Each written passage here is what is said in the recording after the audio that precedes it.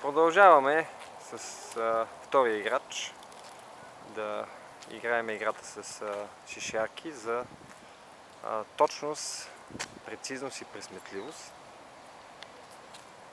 Играчът за една минута трябва да хвърли колкото може повече от подредените шишярки в чантата. Това е основното условие и другото е, че ако ритне някой шишярка, толкова колкото е ритнал, му се приспадат от крайния резултат. Първият играч имаше 3 опита, втория играч също ще има 3 опита, за да са на равни начала.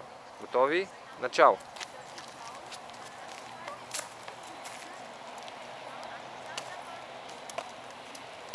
Колкото е по-точен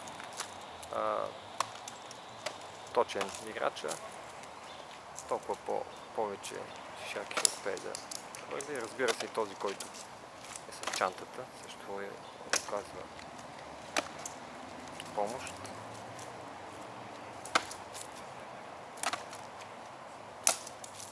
Когато са повече играчи, разбира се, този, който е с чанта, няма да може да помага на един от играчите, защото всички ще хвърлят едновременно, трябва да стои на едно място без да мърда. Но това е въпрос на практика, повече колкото на приказки. И опита, те сами ще се научат, не е нужно да се говори и да се обяснява. Важно да се постави целта и оттам насетне. Стоп! Това беше. Да видим сега колко са шишярките. От играч 2. Така.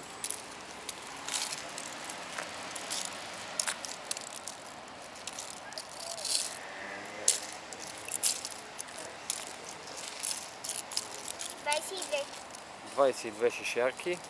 Чудесно. Да видим втори опит. Така, правим по 3 опита. Разбира се, защото сега сме с малко играчи. Когато са много играчите, няма да има нужда от толкова много опити. Всъщност то има нужда, може да няма време и възможност. Всъщност може да се направи така, че да се играят две групи едновременно. Тогава може да стане малко голяма бутеница, но това е част от играта. Две групи едновременно може да тръгнат. Две групи от 2 от по 3 човека и коя група повече шишарки ще събере. От всяка група може да си има човек вътре в центъра, който е застанал с чанта и да събира, да хваща шишарките, които му се хвърлят от неговите съотборници. Шишарките може да бъдат хвърлени само от мястото, от което се вземат. Това също не споменах до сега. Така, втори опит на втория играч. Готови? Начало!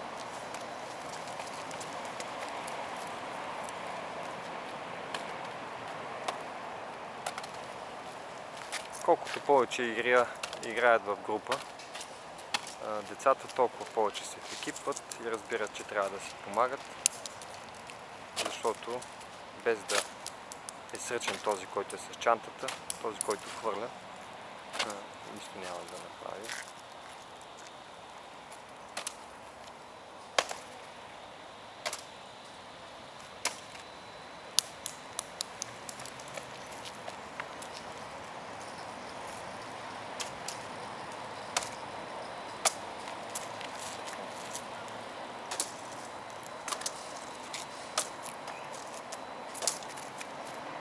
Когато играчите се стремят да постигнат по-добър резултат, разбира се и такъв ще има.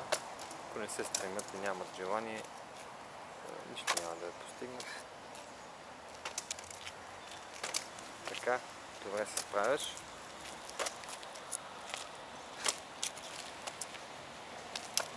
Стоп. Така, да видим колко са. Не ги ли броиш докато ги хвърля? Или гледам колко точно. Този път са много шишарките. Това мисля, че са повече от 20. Доста повече. Значи това е. Всъщност не знам дали има нужда от третия опит. Би трябвало да ви е станала ясна представата за тази игра. Който му е хареса, може да импровизира, да си измисли свой вариант, да играе в група и така. Да се забавлява, да се учи. 33. 33 шишерки. Да не би да сме просрочили времето. Знаеш ли, че мога съм ти отпуснал 5-10 секунди, като съм се разгледал. Но нека да видим третия опит. Просто ми стана интересно. Нека да видим третия опит. Мислех само два да оставя. Но според мен май 5 или 10 секунди повече дадох на този играч. Не е възможно толкова изведнъж голям скок да направи. Колко беше първи опит? 22. От 22 на 33. Това е голям скок, голям прогрес. Това е чудесно. Дано да е точно. Повече се заприказвах и може и да съм проскочил с 10 на 15 секунди времето. А може и с 30 секунди да съм пресрочил. Просто...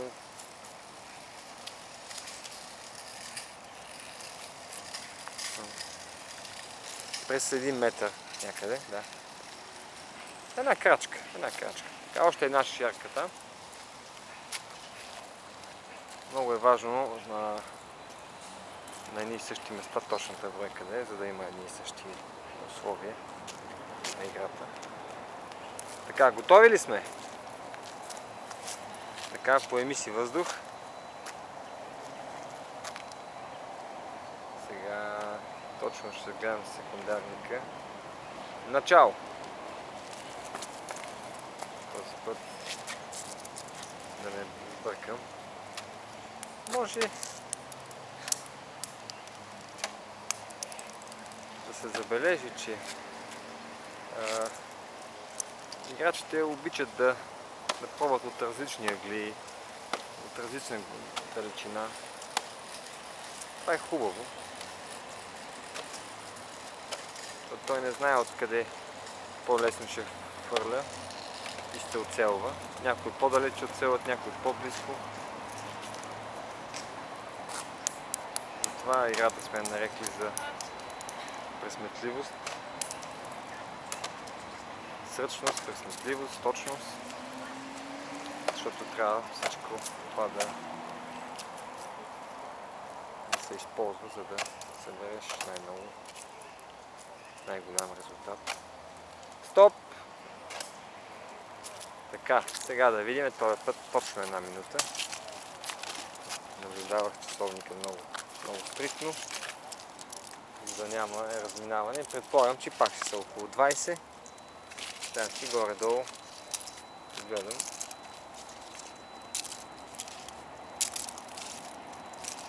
Така. 22. Значи колко бяха първия път? 22 и сега са 22. Значи така ясна е на всички играта. Който му е интересна, може да си я играе. Пожелавам ви всичко най-добро.